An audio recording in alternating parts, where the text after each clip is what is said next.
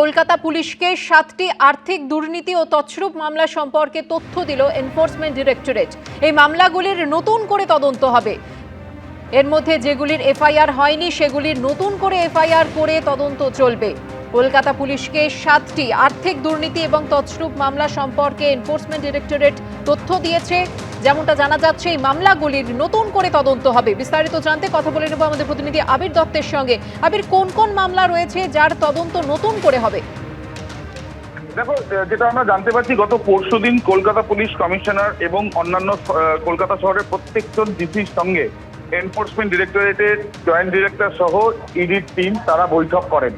এই বৈঠক মূলত তিনটি কারণে। প্রথম, বিভিন্ন শিডিউল অফেন্স নিয়ে আলোচনা হয়, এবং দ্বিতীয়, 7টি এরকম কেস যেগুলো তদন্ত করতে গিয়ে বিভিন্ন বিষয় দেখে রিপোর্ট জমা দেওয়া হয়েছে ইডির তরফ থেকে আদালতে। সেই বিষয়গুলো কলকাতার অধীনস্থ বা কলকাতার জুরিডিকশনের মধ্যে, সেই কেসগুলো কলকাতা পুলিশ তদন্ত করে দেখতে পারে, এরকমই কিন্তু জানানো হয়েছে। এই যে 7টি কেসের ডিটেলস ইডির তরফ থেকে দেওয়া হয়েছে, পুলিশ সূত্রে যেটা জানা যাচ্ছে যে এই কেসগুলোর ওপরে পুলিশ কিন্তু যেগুলো এফআইআর আছে সেগুলো নতুন করে খোলা হবে, আর যেগুলোর এফআইআর নেই সেগুলো আলাদাভাবে তারা এফআইআর করে তদন্ত করবেন।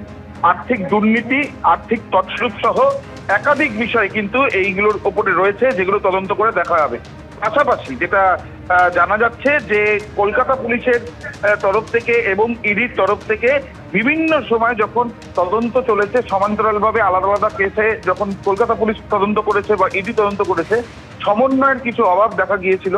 এবং সেই ক্ষেত্রে যাতে এই সমস্যা না থাকে, তথ্য আদান প্রদানের ক্ষেত্রে স্বচ্ছতা থাকে, সেই ক্ষেত্রে দুপক্ষের মধ্যে মিটিংয়ে এই কিন্তু একটা সম্মতি মিলেছে বলেই জানা যাচ্ছে দুপক্ষ থেকেই।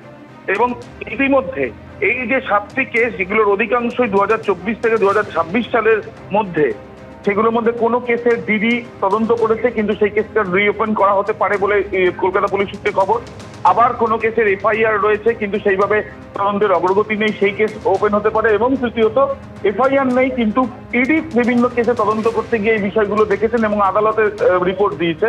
সেই বিষয় নিয়ে তথ্য ইডির তরফ থেকে দেওয়া হয়েছে, সেগুলো কলকাতা পুলিশের তরফ থেকে খতিয়ে দেখা হবে বলে জানা যাচ্ছে। সব মিলিয়ে সমন্বয়ের সঙ্গে সঙ্গে এই যে বিশেষ করে 7টি মামলা, সেই মামলায় আর্থিক দুর্নীতি থেকে আর্থিক তছরূপের বিষয়ে তদন্ত করা হবে কলকাতা পুলিশের তরফে। এবং ইডি যে সাহায্য চাইবে কোনো কেসে তদন্ত করতে গিয়ে, সেক্ষেত্রেও কলকাতা পুলিশ তাদের সাহায্য করবে বলে সম্মতি দিয়েছে বলেই জানা যাচ্ছে। এবং যদিও ইডির এফআইআর, ইডির ইসিআইআর এর ক্ষেত্রে ইডি তদন্ত তাদের মতন করবে, এবং কলকাতা পুলিশ এফআইআর যেগুলো থাকবে সেগুলো কলকাতা পুলিশ তাদের মতন আলাদা করে তদন্ত করবে, এমনটাই জানা যাচ্ছে এই বৈঠক থেকে উঠে আসছে। ধন্যবাদ আবি। এবিপি আনন্দ, এগিয়ে থাকে, এগিয়ে রাখে।